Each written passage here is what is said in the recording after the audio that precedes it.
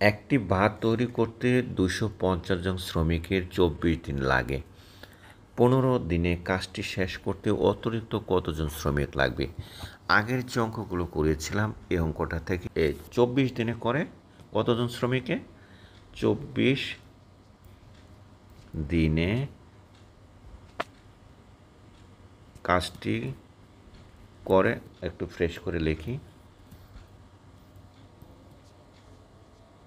24 দিনে কাজটি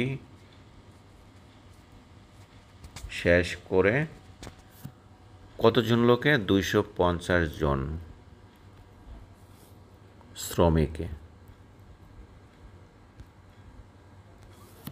সুতরাং একদিনে কাজটি শেষ করে কতজনে? 250 গুণ কত হবে? 24। শিক্ষার্থী বন্ধুরা, এরপরে আমাদের বলছিল কতজন? 15 জন।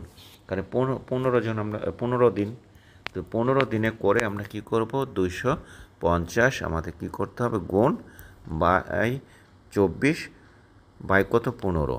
এটা এখন আমরা কি করব? কাটাকাটি করে 3 বার যা, এখানে কত? 5 বার যা, আর এখানে কয়বার যাবে? এখানে যাবে 8 বার। তার মানে শ্রমিকের সংখ্যা কত হলো? 400 হলো। কতজন পেলাম? শ্রমিক 400 পেলাম।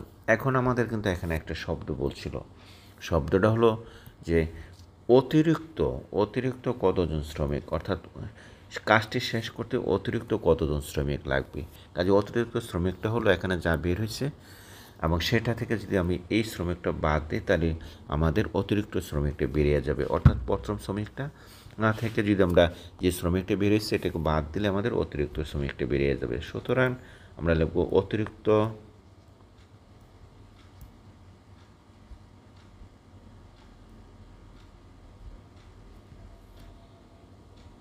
আমরা একটু ফ্রেশ করে লিখি। সুতরাং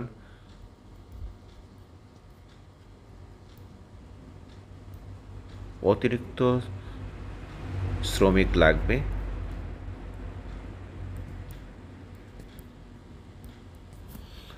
কত? 400 বিয়োগ কত? 250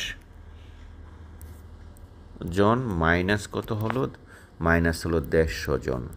শিক্ষার্থী বন্ধুরা, উত্তরটা আমরা মিলিয়ে রেখি 150 জন আছে কিনা।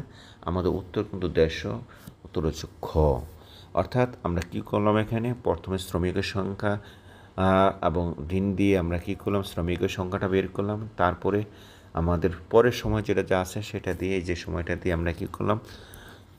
মোট শ্রমিকের সংখ্যা বের করলাম। সেখান থেকে আমরা আগের শ্রমিকের থেকে পরে পাওয়া শ্রমিক থেকে আমরা বাদ দিয়ে আমরা অতিরিক্ত শ্রমিকটা বের করে নিলাম। শিক্ষার্থী বন্ধুরা, আশা করি অঙ্কটা